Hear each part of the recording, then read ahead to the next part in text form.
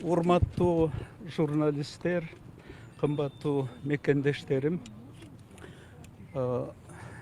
я очень благодарен, признателен руководству республики, президенту Садыру Нургачевичу за то, что они предоставили мне возможность прибыть на родину. Я приехал сотрудничать, помогать. Вы знаете, что ко мне есть претензии по проекту Кумтору. Кумтор строился при мне. Поэтому я желаю помочь следствию и дать показания. Я благодарен председателю Комитета безопасности. Здесь меня приняли радушием, очень внимательное отношение было. Но, естественно, есть вопросы. И я провел первый допрос, ответил на вопросы. Я приехал, чтобы чистосердечно, искренне рассказать, как мы строили Кумтор, для чего мы строили Кумтор, какие, возможно, были ошибки допущены. Одним словом, обо всем. Но следствие будет продолжаться. Я только прилетел сегодня с самолета, только ознакомился с делом. Поэтому встречи здесь будут продолжены. И больше я сегодня сказать ничего вам не могу. Сказать только спасибо, что вы пришли. Надеюсь, пришли поприветствовать меня.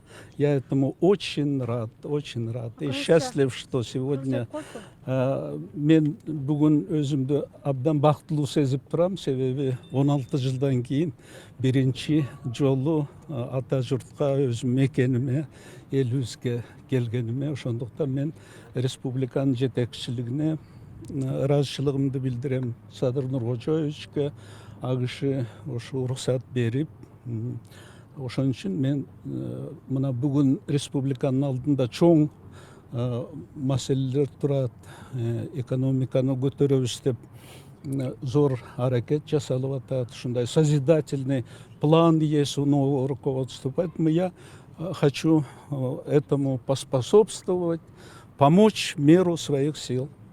С этой целью я приехал. Сөзсүз ошо айтып атпайм, ошо макулдашу.